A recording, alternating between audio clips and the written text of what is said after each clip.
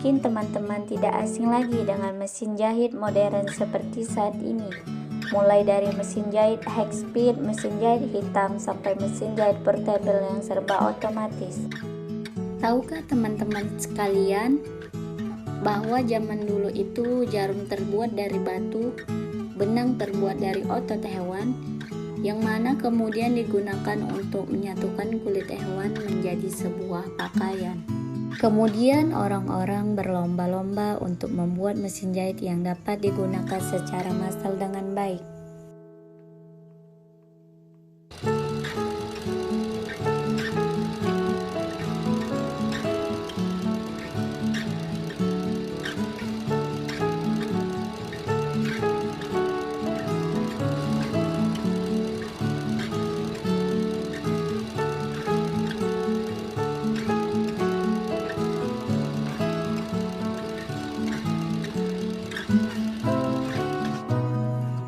Ternyata sudah dikenal sejak zaman peradaban manusia dahulu, yang mana pada awalnya manusia menjahit dengan menggunakan jarum yang terbuat dari bahan-bahan kasar seperti batu, tembaga, tulang, atau gading. Kemudian benangnya pun terbuat dari otot hewan. Lalu jarum dan benang itu digunakan untuk menjahit pakaian yang terbuat dari kulit hewan. Kemudian pada tahun 1755, seorang imigran Jerman, Charles Wiesenthal, mematenkan penemuan jarum yang ia ciptakan khusus untuk sebuah mesin. Akan tetapi sayangnya tidak ada dokumentasi tentang mesin yang dipasangkan pada jarum ciptaan beliau tersebut. Hal inilah yang menjadi cikal bakal jarum yang terbuat dari besi dan awal mula ditemukannya mesin jahit. Sebuah benda tajam yang dapat membuat lubang pada kulit hewan dan memasukkan jarum pada lubang yang ada. Kemudian terdapat beberapa orang yang berlomba untuk membangkitkan bertobat mesin jahit ciptaannya, seperti Jos Meter Spenger, John Naus, dan lainnya. Namun sayangnya, yang mereka ciptakan ini tidak dapat digunakan untuk menjahit. Kemudian seorang penjahit asal Prancis yang bernama Barthélemy menciptakan sebuah mesin yang dapat digunakan dengan baik, karena mesin jahit itu hanya menggunakan satu benang dan memiliki sebuah jarum yang dikaitkan. Tapi sayangnya, temuan Barthélemy ini tidak disambut baik oleh masyarakat sekitarnya. Kemudian mereka membakar pabrik Jerman milik Barthélemy karena takut akan persaingan yang menyebabkan pengangguran. Kemudian pada tahun 1834, seorang pria berkebangsaan Amerika yang bernama Walter Hahn menciptakan mesin jahit yang dapat digunakan dengan baik untuk menjahit kain-kain. Walter Hahn menciptakan mesin jahit pertama yang menggunakan dua benang. Tetapi Walter Hahn lebih memilih tidak mematenkan mesin jahit ciptaannya karena beliau khawatir menimbulkan pengangguran pada masyarakatnya. Puncak penemuan mesin jahit terjadi pada tahun 1864 oleh seorang yang berkebangsaan Amerika, yaitu Aliasso. Meskipun Walter Hahn yang pertama kali menciptakan mesin jahit dengan dua benang, akan tetapi Aliasso mendapatkan hak paten karena ia menciptakan sebuah mesin jahit yang dapat menggunakan dua benang dari arah yang berlawanan. Kemudian pada tahun 1873, Helen August Bernhardt mendapatkan hak paten untuk mesin jahit yang beliau buat karena bisa membuat jahitan berpola zigzag yang pertama kali beliau buat. Nah, setelah penemuan terakhir pada tahun 1873 itulah mesin jahit banyak digunakan pada industri Jerman. Sebelum tahun 1889, mesin jahit sudah digunakan untuk di rumah-rumah penduduk. Kemudian mesin jahit yang digerakkan oleh tenaga listrik sudah digunakan secara luas pada tahun 1905.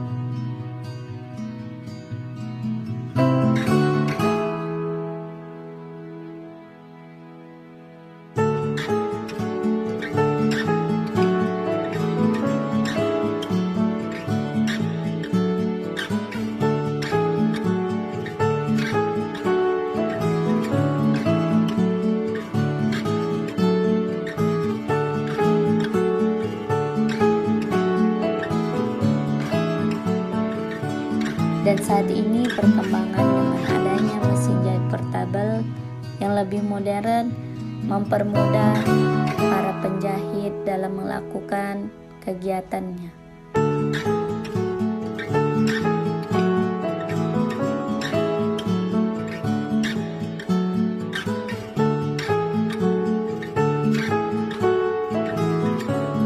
Di sini saya akan mewawancarai salah satu narasumber yang mana beliau ini merupakan seorang penjahit. Ia telah terjun di bidang jahit ini kurang lebih 30 tahun.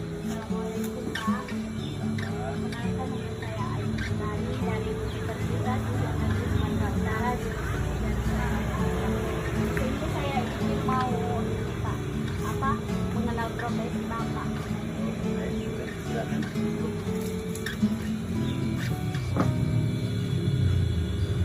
Apa yang mau ditanya? Ini kalau boleh tahu dengan Bapak siapa ya? Kira-kira Bapak ini udah berapa lama terjun ke dunia penjahitan? Kalau dinilai Tahun Bapak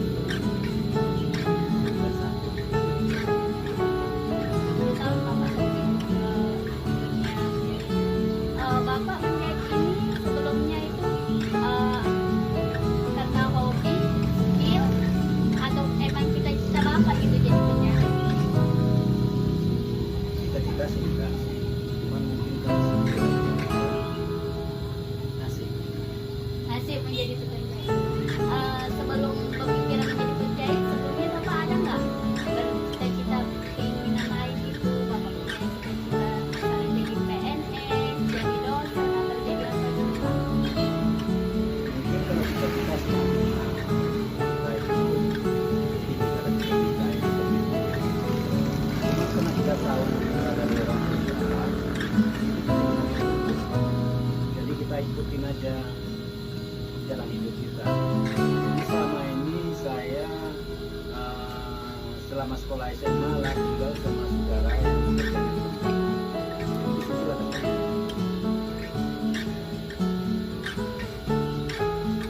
Apakah Bapak pernah melakukan pelatihan khusus menjahit sebelumnya? Untuk sebelum Bapak sebagai penjahit ini, Bapak sebelumnya melakukan pelatihan khusus atau gimana? bukan khusus, tetapi tinggal sama saudara yang udah profesi menjahit. Jadi di situ ada satu buku karena sering kita tengok, kita perhatikan, dia dapat sendiri. Jadi tanpa belajar khusus yang bekerja sebagai orang yang Apa aja nih suka duka Bapak ini selama menjahit terjun ke dunia Thailand ini? suka duka sih banyak juga. Kalau pengalaman dari awal yang agak susahnya merintis lah. Kalau namanya merintis itu memang agak susah, tapi susahnya apa saja kalau melawan pelanggan baik itu segala macam itu kita karena tujuan membuktikan kita bisa. Jadi setelah pelanggan kita udah banyak, nah disitulah enak. Kita nggak mau lagi harus mengikuti kemauan kita. Walaupun kita bisa, kita nggak bisa. Kalau boleh tahu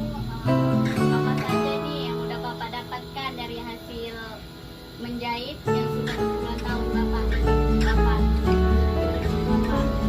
laksanakan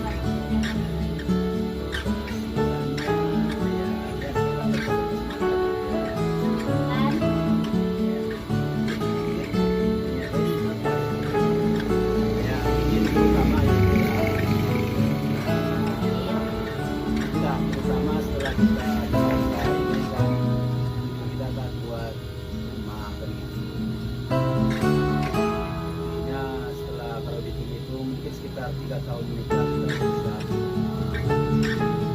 Setelah itu beberapa tahun kemudian ya mungkin kendaraan biasa lah kita berbagi sepeda motor. Setelah itu berapa tahun 2015 kita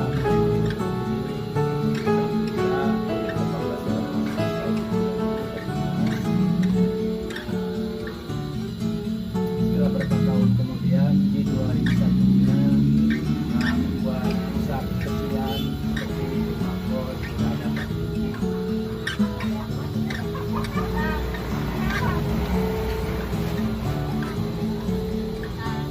pakaian yang Bapak jahit ini ada nggak Bapak menjahit yang lain gitu selain dari pakaian gitu? Oh, kalau skill dan kemampuan mungkin mudah-mudahan kita semua bisa. Sebelum terjun ke pakaian ini kita udah bisa menjahit macam-macamnya seperti tas, dompet. Nah itulah setelah itu pakaian.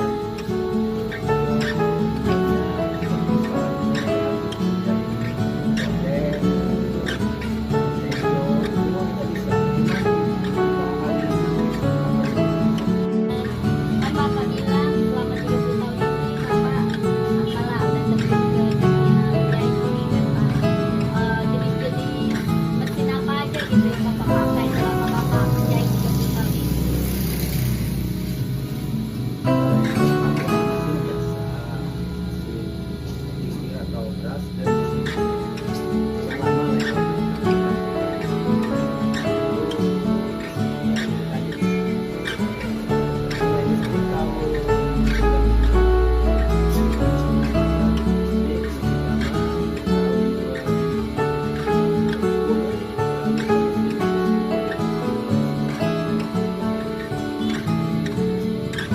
Kandungan dari mesin listrik ini apa Pak menurut Bapak? Kalau yang seperti ini sangat kuat, tapi kuatnya jahit yang tebal dia sanggup tempat jauh.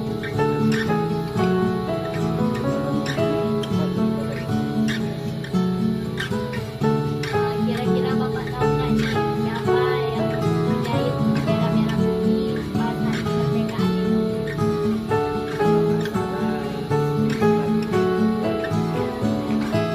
Terima kasih ya Pak. Ini itu saja lah Pak yang dapat saya tanyakan kepada Bapak. Terima kasih lah Pak atas waktunya telah mengizinkan saya untuk langsung terjun gitu menanya kepada yang ahlinya. Ya Pak. Dalam bahasa Yunani, sejarah disebut juga dengan historia yang berarti mengusut atau pengetahuan yang diperoleh melalui penelitian. Istilah sejarah sendiri secara harfiah berasal dari bahasa Arab, yaitu syajaratun yang artinya pohon. Sementara itu, pada bahasa Arab, sejarah dikenal dengan sebutan tarikh, dan dalam bahasa Jerman, sejarah disebut dengan Gestik. Pengertian sejarah dalam kedua bahasa tersebut adalah kajian tentang masa lampau, khususnya bagaimana kaitannya dengan manusia.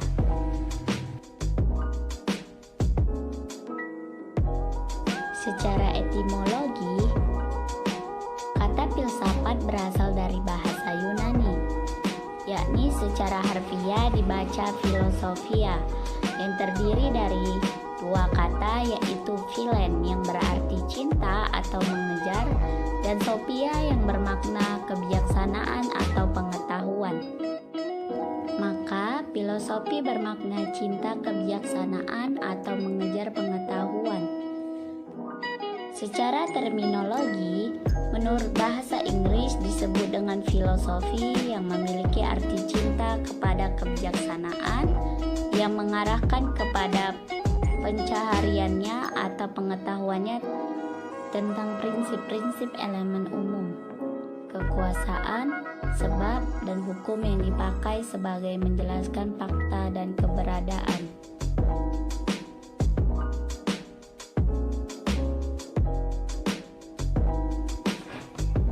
Plato mendefinisikan filsafat sebagai ilmu pengetahuan yang berusaha mencapai kebenaran yang asli.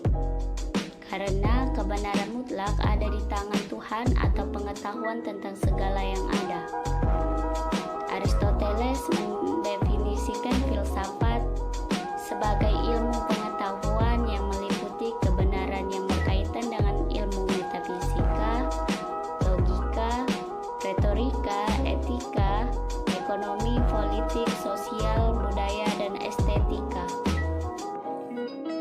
Al-Farabi mendefinisikan filsafat sebagai pengetahuan tentang yang ada menurut hakikat yang sebenarnya.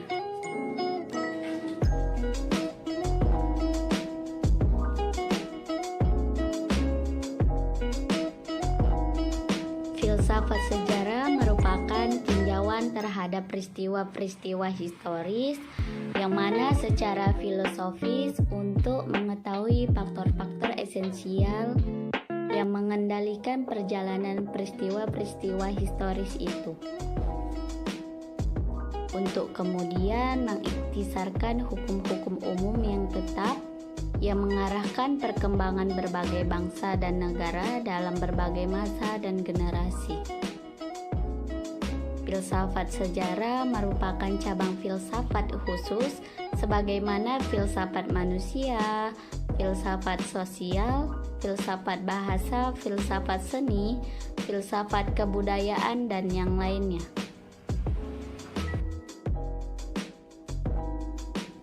Filsafat sejarah ini terutama meneliti tentang asas-asas paling fundamental ataupun hakiki, yang mana dalam proses historik sebagai keseluruhan dalam keanekaan peristiwa. Filsafat sejarah sendiri juga disebut dengan istilah metahistori, yang mana filsafat sejarah ini memahami tentang berbagai pola dan hukum dalam berbagai peristiwa. Filsafat sejarah mengandaikan dan memperkembangkan serta meruncingkan bidang-bidang filsafat sistematik lainnya, seperti filsafat manusia, filsafat moral, filsafat sosial, dan filsafat kebudayaan.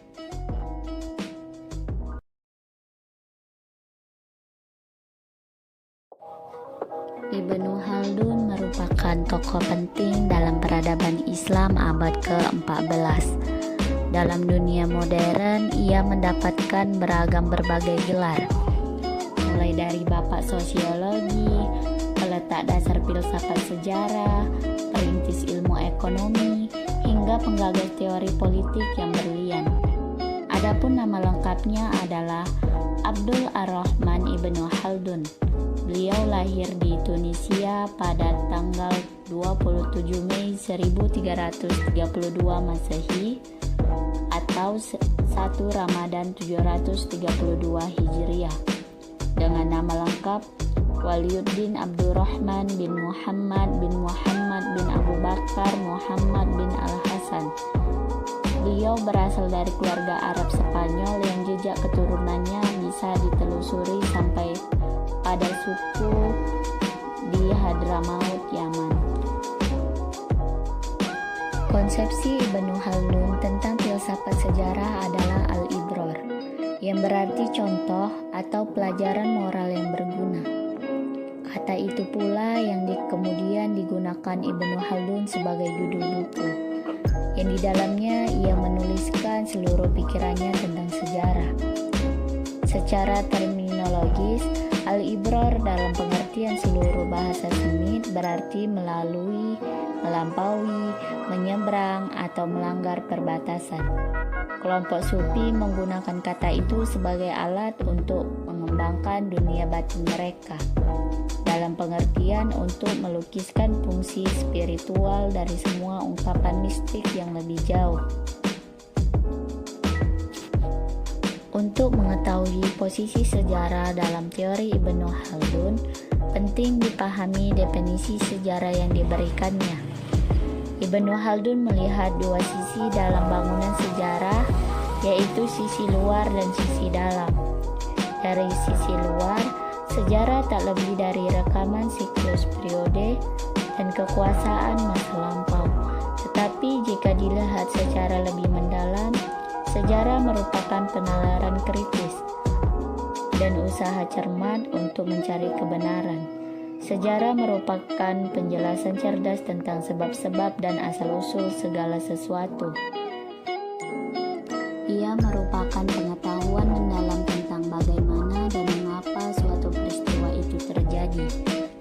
Definisi sejarah sendiri tentang demikian membawa Ibnu Khaldun untuk berpendapat bahwa sejarah itu berakar dalam filsafat.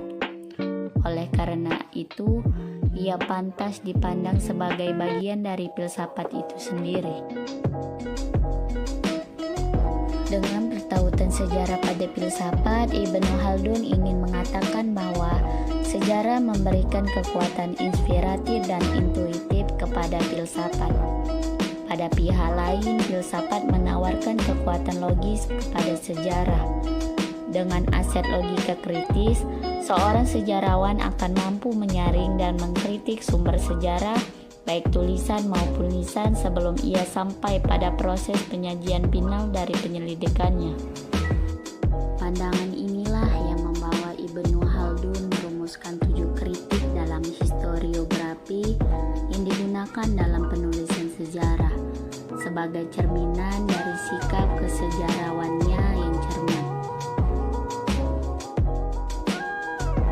Pertama, yaitu sikap memihak pada pendapat dan mazhab-mazhab tertentu.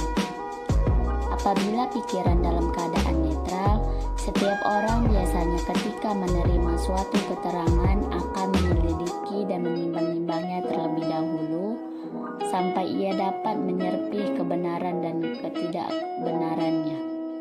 Tetapi bila mana pikiran seseorang itu berat sebelah kepada salah satu pendapat atau kepercayaan, maka ia akan berpihak pada keterangan-keterangan yang menguntungkan pendapatnya. Oleh karena itu, sikap memihak akan menutup kejernihan pikiran, mencegah penyelidikan, pertimbangan, serta kecenderungan melakukan kesalahan. Yang kedua, yaitu terlalu percaya pada pihak yang menukilkan sejarah. Padahal penuturan apapun seharusnya baru bisa diterima apabila telah melakukan takdil dan tajrih. Metode takdil dan tajrih ini adalah satu metode yang disusun oleh para penutur sunnah Nabi. Metode ini berupa suatu penelitian cermat yang dilakukan untuk mengetahui kejujuran dan kebenaran si penutur hadis. Informasi-informasi yang dihasilkan oleh peneliti ini dihimpun dan setiap kali diperlukan untuk menguji kebenaran suatu hadis, ia kembali digunakan atau disilang-silang rujukan. Karena itu, kumpulan informasi ini akan membentuk ensiklopedia yang menjadi rujukan setiap ilmuwan. Ibnu Khaldun mengatakan bahwa metode takdil dan tajrih merupakan langkah kedua dalam melakukan kritik terhadap suatu informasi sejarah. Langkah pertama adalah menilai apakah informasi sejarah ini sendiri merupakan hal yang mungkin atau mustahil. Metode takdil dan tajrih baru dilakukan setelah diketahui bahwa informasi sejarah itu sendiri merupakan hal yang mungkin terjadi. Bila mana informasi itu sendiri mustahil terjadi, maka tidak ada gunanya dilakukan takdil dan tajrih. Ketiga, yaitu gagal menangkap maksud-maksud yang dilihat dan didengar, serta menurunkan laporan atas dasar prasangkaan dan perkiraan. Banyak para pencatat sejarah yang jatuh dalam kesalahan karena mereka tidak dapat memahami maksud sebenarnya dari apa yang dilihat dan didengarnya, dan juga karena mereka menghubungkan berita itu menurut apa yang dipikirkan dan diprasangkainya, sehingga terjatuh dalam kekeliruan. Sebab ketiga ini meliputi pengamatan psikologis yang benar. Jadi kadang-kadang si pengamat sejarah benar dalam mencatat suatu berita, tetapi ia keliru dalam memahaminya. Dengan kata lain, ia menuliskan berita tersebut berdasarkan persepsinya yang berbeda dengan hakikatnya, padahal persepsinya itu salah. Keempat yaitu persangkaan benar yang tidak berdasar pada sumber berita. Pada umumnya hal ini sering terjadi dalam bentuk terlalu memutlakan kebenaran yang disodorkan penutur berita. Dengan kata lain, seorang sejarawan menuturkan berita yang keliru dengan keyakinan bahwa berita itu telah merupakan kebenaran, sehingga tidak perlu diutak-atik lagi. Faktor yang ini dirujukan pula pada faktor kedua.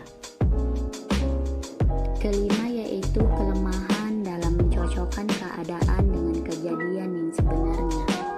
Si pencatat merasa puas menguraikan peristiwa seperti yang dilihatnya saja. Akibatnya akan memutarbalikkan peristiwa itu. Dalam hal ini pula, apabila sejarawan tidak menyadari memutarbalikan berita-berita itu, maka dengan tidak sengaja ia telah menuturkan berita-berita yang tidak benar dalam penuturannya. Keenam yaitu kecenderungan manusia untuk dekat kepada para pembesar dan figur-figur yang berpengaruh dengan jalan memuji-muji, menyiarkan kemasyhuran, membujuk-bujuk, menganggap baik setiap perbuatan mereka, dan memberi tafsiran yang selalu menguntungkan semua tindakan mereka. Hasil semua ini adalah terciptanya gambaran yang keliru tentang peristiwa-peristiwa sejarah.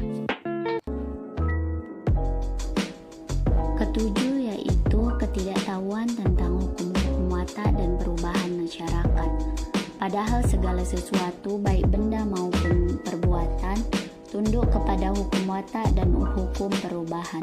Seandainya si pendengar memahami watak peristiwa dan perubahan yang terjadi serta kondisinya, maka pengetahuan seperti ini akan membantunya melebihi apapun dalam menguraikan setiap peristiwa yang dicatatnya dan untuk memilah kebenaran dari kebohongan yang terkandung dalam catatan itu.